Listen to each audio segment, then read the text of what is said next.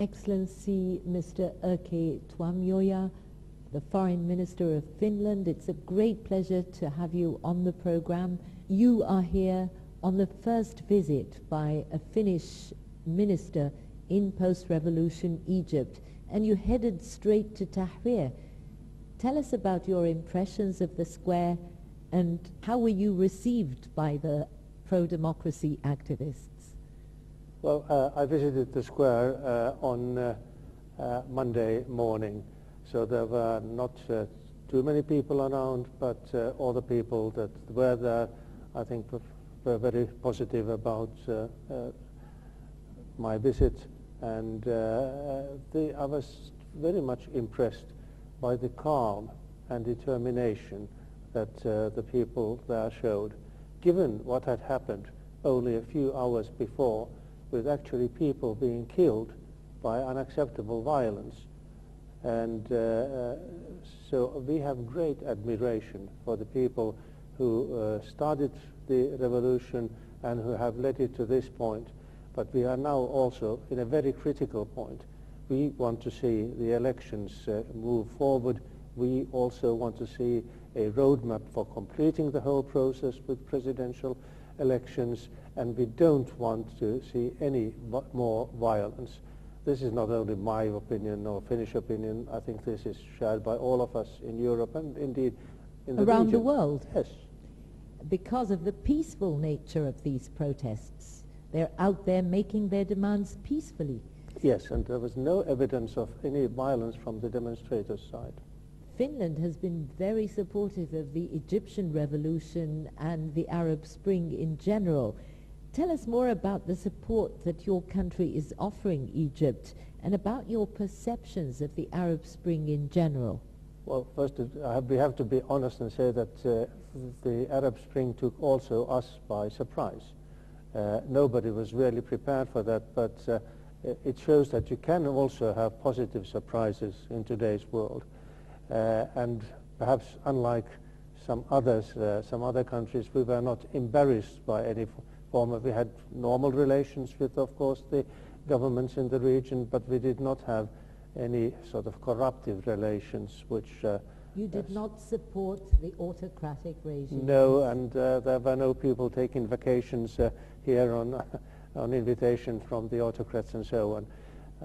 But now that the changes have started, we want to support the people, and I think that there's one particular item where we, coming from a Nordic country, the country in the world where women were first granted full rights to vote and be elected over 100 years ago, I think that we can speak with some credibility about the position of women's rights and their participation in politics, society and economy. Because if there is one single item which is the key to why the Nordic countries are usually among the top 10 in any of these international beauty contests are arranged on the basis of their social achievements, environment, competitivity, economics, and lack of corruption, I think the key is the strong role that women have in our societies. We are not perfect. We should do and must do also more for gender equality, but I think that we can provide a good example of what can be achieved through the total equality of between genders. Especially that women make up half the society. Exactly, and if you do not use the potential fully of half of your people, you will never get be competitive. You'll never get the results in terms of welfare and economic growth, which are also essential. As you rightly said, Finland is the first European state to give women the right to vote. Your country is also the first to appoint a female defense minister. And you yourself are a staunch supporter of women's rights. Egyptian women learn from the Nordic experience. I think women's organization is one response. We have strong women's organizations who have, from the very beginning of our political awareness more than 100 years ago, been fully equal members in all popular movements. That is one aspect. Second is, of course, education. Women, girls must have full access to the same education as boys. And that, I think, is also another key to our relative success. So these two items I would stress in the first instance. We have elections coming up, and we hope that women will participate in the elections. The quota system, under which 64 seats were reserved for women, has now been scrapped. It was seen by many as a Mubarak-era development. Do you see that as an issue of concern? And what advice women running in the parliamentary election? I think that if you have a full gender equality, you don't really need quotas. We don't have quotas in Finnish elections, but nevertheless we have over 40% of our MPs are women, and half of our members of government are women.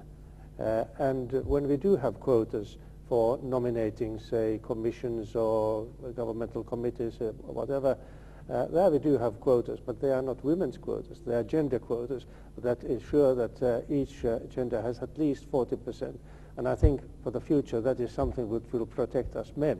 I totally agree with you, because I think there's a lot of energy since the revolution, and the political activism is unprecedented, particularly among women. And even though they may lack the political expertise, many of them are running in the upcoming election. But it is interesting what you mentioned, that one legacy of the Mubarak regime, as indeed also in the Tunisian regime, was that they had at least formal equality for women. And since the changes, it's, for some people use this, that this is part of the old regime. I find it hard to believe that the old regime was in any way really committed to full democracy also in that respect. But these items should not be discarded just because the old regime did one thing which was right for a change. Finland, along with the other EU member states, is particularly concerned about Islamists coming to power in Egypt and in the other countries that have experienced uprisings. Islamophobia has been on the rise in the West, fueled mainly by media reports that reinforce stereotypes of Islam. What are you doing on the ground to alter these perceptions? I think we must do whatever we are doing. We have to do much more. Actually, in Finland, we have had a small Muslim minority for 150 years, which is one of the most integrated and successful minorities, and never created or never been perceived as any sort of problem.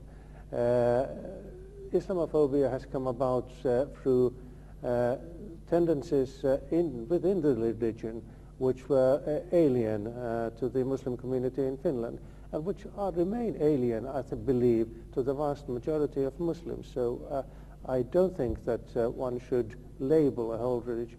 Look at the history of Europe's Christian religions. I mean, they are never been in the forefront for women's rights or full equality, and they have many dark pages in their history. So you should not label it. So, and yet there are fears. Yes, there are fears, and may come to power. But I have to say that first of all, if elections are free and fair, then we should respect the results. But we should also hold those who win the elections to account that they stick to the agreed international conventions, agreements and principles, and if they break them, then we should react. This was also, I think, should have been our reaction to the victory of Hamas in the Palestinian elections, because I don't think that Hamas won because the Palestinians wanted to see the Islamist program. They voted against Fatah corruption. And I believe that Fatah could have formed a government, but and we should have reacted if they did not stick to the agreements that the Palestinians had made. I mean, people have made very stupid and very unacceptable statements in the past, but you have to give them also the chance to show that they have changed. And that remains to be seen, but they have to be monitored very closely. You've met with senior Egyptian officials, including our foreign minister and the Arab League chief. What can you tell me about the outcome of the talks, and did they produce anything tangible? Well, we of course discussed the situation not only in Egypt itself, but more in the region. Serious situation in Syria, with escalating violence and no commitment to any reform process. We have taken note, and we were very supportive of the Arab League initiative to deal with Syria and put an end to the violence and engage in reforms, but it has not moved anywhere. The other item, of course, always is the Middle East peace process, or that there actually should be a peace process, because it's not moving anywhere. So that is something which we are concerned, and I think that our views in Europe and between the Arab League converge to a very high degree on what needs to be done. Did you commend the Arab League chief on the decision to force Syria out of the Arab League? Yes, I mean, we support fully the Arab League's proposals, and indeed the Arab League has, I think, taken a new role in a regional crisis. Also, the activity and the initiatives that the Arab League took in terms of Libya were very important. Another area where Finland is more advanced than many other countries is the area of free speech and freedom of expression. Here in Egypt, we're still struggling to liberalize the media, which for long has been controlled by state authorities. What lessons can Egypt learn from that? Well, we have, since the war, we have done away with any sort of formal censorship, and the state or authorities do not play a role in controlling the media in any sense. In fact, I think this is something which is taken very much for granted in all our countries. Any attempt to reintroduce even indirectly censorship would be very hard. But actually, media freedom comprises of many other elements, not only lack of formal censorship. It also really contains the access to media for everyone. Very centralized ownership of the media, and media barons such as former Prime Minister Berlusconi in Italy. It is questionable, can you talk about a really free media? And what happens when we have wealthy businessmen who launch their own channels, but who have, you know, close links with the regime to protect their business interests? That's true. I mean, that is interesting. Sometimes businessmen turn to politics and media moguls turn to politics to protect their media interests, but they also use the media to further their own political agenda. Right. You've also met with members of civil society and non-governmental organization representatives. What have you heard from them, and what is the message that you're taking with you back home about this very important sector of society, civil society? I take very favorable impressions. I greatly admire the way that these people have worked and have actually taken risks and have worked consistently for change, and they're very openness. I mean, these people are not made from a single mold. It was very refreshing to hear these activists from Tahrir Square also not quarreling, but also discussing between themselves and having a different point of view, but still being very, very determined and united in the main item, which is democracy, human rights, rule of law. Egypt is the first leg of a tour of some of the Arab Spring countries. Where are you headed next? Tunisia, and that is of course the country where this all started from, and it has also passed a very significant stage with their elections, which were deemed by everybody to be free and fair. And now, of course, they have to form a new government, they have to write a new constitution, so the process is still ongoing. And, of course, have to see to it that some items are respected, such as women's rights. There should be no going back on what Tunisian women have achieved in the past.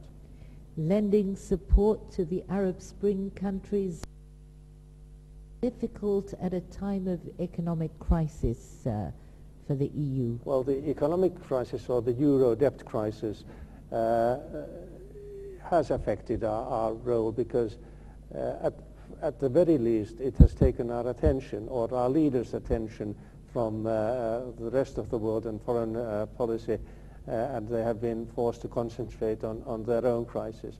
So we have not been able to act or react as fastly and as efficiently as we should, and indeed as I think others expect us to do. I think there is an acceptance that Europe should play a more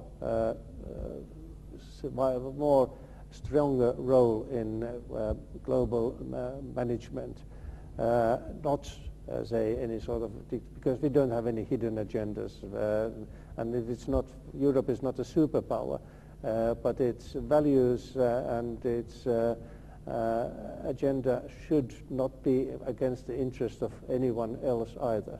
Excellency, Mr. Erkki Tuomioja, the Foreign Minister of Finland, many thanks to you for joining us on the program this week, and please give my warm regards to President Halonen. She was also a guest on this program some months ago. I will. Many people here remember her and have asked me to send their regards. Very inspirational woman. Many thanks to you, sir, for